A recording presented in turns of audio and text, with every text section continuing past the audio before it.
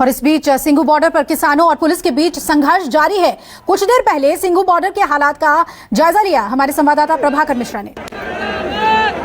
ये तस्वीरें क्या है मुझे नहीं पता, लेकिन ये मैं बता सकता हूं कि मैंने देख पा रहा हूं ना, मेरी हालत बहुत खराब है और मेरी हालत नहीं खराब है, यहाँ पर जितने सुरक्षाकर्मी हैं उनकी भी हालत बहुत खराब है, इसलिए कि जो यहाँ पर आंसू गैस छोड़ा गया है उसका असर ये हुआ है कि यहाँ पर स्थिति बहुत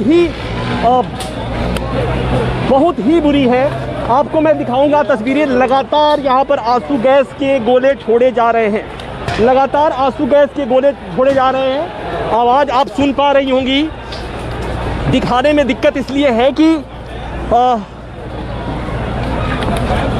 ये स्थिति है, इस बात का डर पहले से था और इसीलिए उसी हिसाब की तैयारी भी थी, लेकिन शायद जितनी तैयारी आप आवाज़ सुने जो आवाज़ आप सुन पा रही हैं और नौजवानों का जोश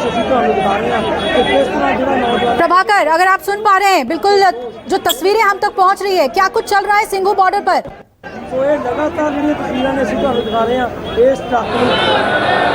देखिए, अभी थोड़ी देर पहले यहाँ पर स्थिति अच्छी नहीं थी, लगातार आंसू गैस के गोले छोड़े जा रहे थे, वाटर कैनन का इस्तेमाल हो रहा था और अभी स्थिति थोड़ी सी किसानों की उग्रता थी थोड़ी सी कम हुई। तो जब किसानों की उग्रता बढ़ती है, यहाँ पर दिल्ली पुलिस और पैरामिलिट्री फोर्सेज की सक्रियता बढ़ जाती है, लेकिन चूंकि अभी जो किसान है केवल नारेबाजी कर रहे हैं तो इसलिए थोड़ी सी स्थिति सामान्य की तरफ हम कहें नॉर्मल कहा जा सकता है। दूसरी बात ये कि आप देख सकते हैं मेरे पीछे, जैसा सहयोगी मनीष कुमार बता रहे थे कि किसानों को अब तक बात ये थी कि दिल्ली की सीमा में नहीं जाने देना है, अब बात यहाँ तक पहुँच गई है कि उन्हें दिल्ली की सीमा में जाने देना है। अब बात यहाँ आ गई कि क्या वो बुराड़ी मैदान में उनको जाने दिया जाएगा, इस पर किसान मानेंगे क्या? क्योंकि जो उनकी मांग है कि भाई वो उन्हें अपनी बात सरकार तक पहुँचाना है, उन्हें संसद भवन का घेराव करना है, उन्हें जंतर मंतर जाना है, क्या वो बुराड़ी तक जाकर संतुष्ट हो पाएंगे? अब ये मॉडलिटी उनको तय करना है। लेकिन अब तक जो बात हो रही थी कि दिल्ली में प्रवेश ही वर्जित है, उससे बात थोड़ी सी आगे बढ़ी है।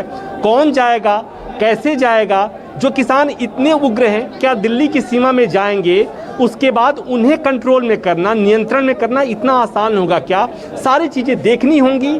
क्या जितने लोग आए हैं सबको जाने दिया जाएगा?